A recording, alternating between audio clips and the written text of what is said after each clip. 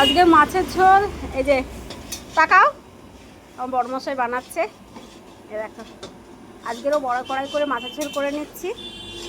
জিরে আদা, তারপরে জিরে আদা বাটা দিয়ে করছি।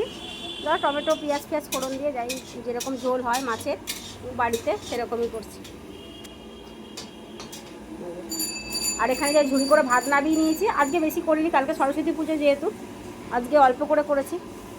আগে কষিয়ে না মশলাটা ভালো করে।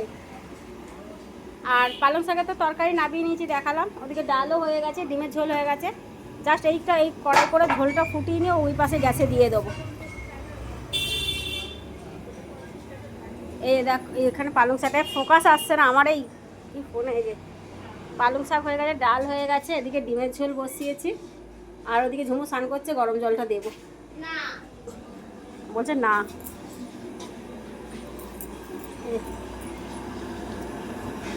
ঝোলটা হচ্ছে, ওই আলুটা দিয়ে দেবো ওর মধ্যে। জল দেবে এবার? হ্যাঁ চলো, ঝোলটা হোক, জল দিয়ে দিই।